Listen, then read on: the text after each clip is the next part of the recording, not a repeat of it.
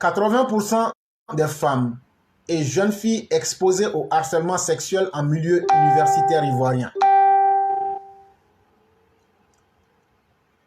Les femmes et jeunes filles en milieu universitaire sont exposées à 80% contre 10% d'hommes au harcèlement sexuel en milieu universitaire, révèle une étude de l'Organisation des citoyens pour la promotion et défense des droits des enfants, femmes et minorités, en abrégé CPDFM.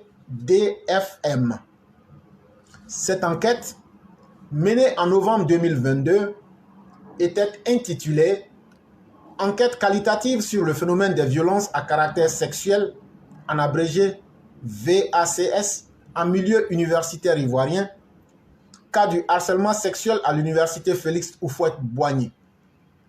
Réalisée auprès d'un échantillon d'une vingtaine d'associations estudiantines de l'UFHB, la dite enquête a permis de mettre en lumière ces violences restées jusqu'ici cachées et même tabous.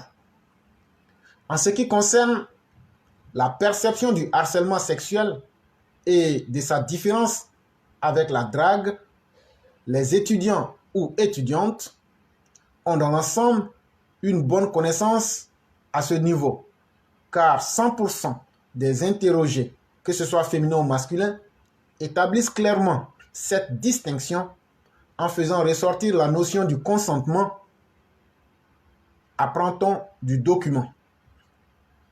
L'étude, accessible sur rapport enquête sur les VACS, harcèlement sexuel à UFHB-CPDEFM-2023, PDF, fustige. Vous allez me permettre de mettre ça quand même, pour ceux qui voudraient vérifier, c'est vraiment important. Donc, je ne suis pas sur la page.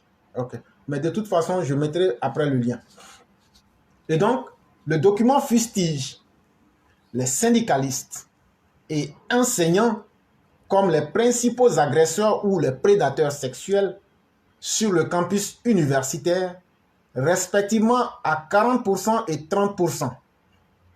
Au total, 69 cas qui ont été rapportés durant l'année 2022.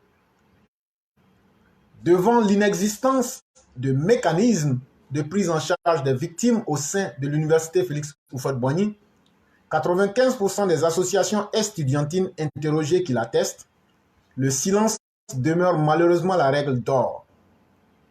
Elles sont 80% à garder le silence face aux VACS qu'elles subissent. Principalement le harcèlement sexuel, contre 20% qui font des dénonciations auprès de leurs proches et familles. Face à ce triste constat, la CPDEFM suggère la mise en place au niveau réglementaire d'une politique de lutte contre les VACS à l'université Félix Houphouët-Boigny, comme cela doté l'Institut national polytechnique Félix Houphouët-Boigny de Yamoussoukro, ce qui facilite ainsi les dénonciations, la prise en charge et les sanctions effectives et dissuasives à l'endroit des agresseurs sexuels. La CPDEFM fait plusieurs à l'endroit des parties prenantes dans la lutte contre ce phénomène, notamment le gouvernement ivoirien, les différents en charge des secteurs de l'éducation-formation et celui de la femme, de la famille et de l'enfant, de même que les partenaires techniques et financiers, en abrégé PTF, notamment les agences onusiennes, à l'effet de lutter efficacement contre les violences et instaurer un climat sécuritaire et sain où les étudiantes et élèves parviennent à étudier et achever leur parcours universitaire.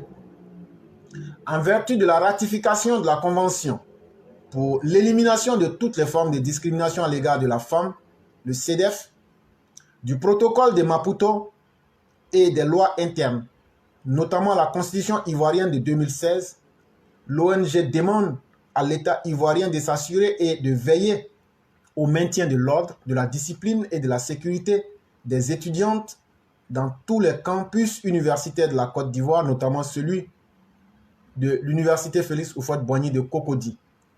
Elle souhaite que l'exécutif s'assure et veille aussi à la prise des sanctions effectives, exemplaires et dissuasives, à savoir radiation, poursuites judiciaires, sanctions disciplinaires contre ces syndicalistes, ces enseignants et personnels administratifs qui sont identifiés comme les principaux agresseurs sexuels des étudiantes.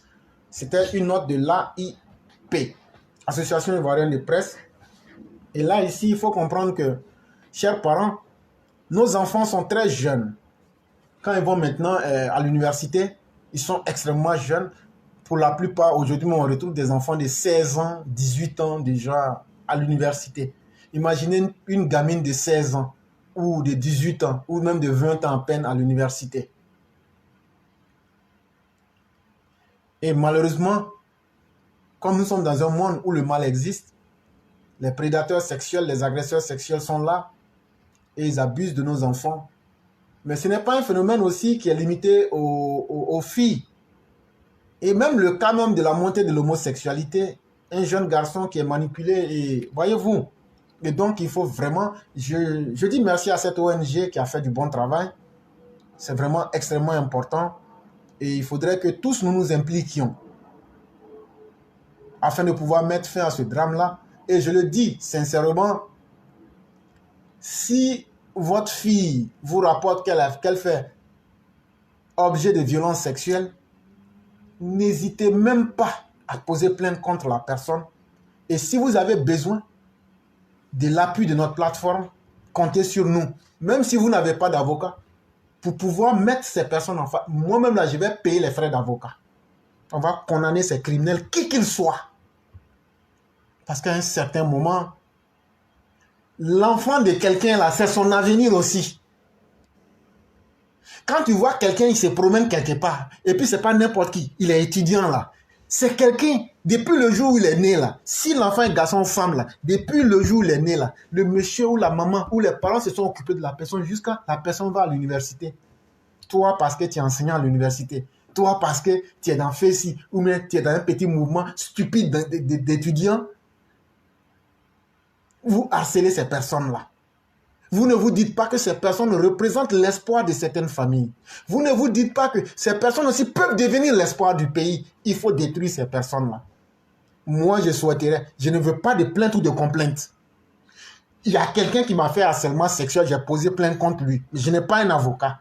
Maintenant, moi-même, je vais vérifier l'affaire là. Si c'est vrai, là, on va poser plainte. Et on va prendre ta plainte là. Et puis maintenant, former, je dis bien, un panel d'avocats. Puis on va les condamner. Mais ça demande que nous tous là, on fasse aussi un effort. Toi qui as été victime d'agression sexuelle, toi qui as été victime de pratiques peu recommandables, si tu te tais, comment nous on va savoir? Nous, on n'a pas encore pris des coups de magie. Nous, on ne peut pas lire on peut pas lire dans les consciences. Il faut que vous parlez. Il ne faut pas que vous soyez complexés. C'est vrai que c'est choquant, mais si vous ne parlez pas, comment on va savoir? On ne vous a pas dit de prendre le micro pour dire à tout le monde.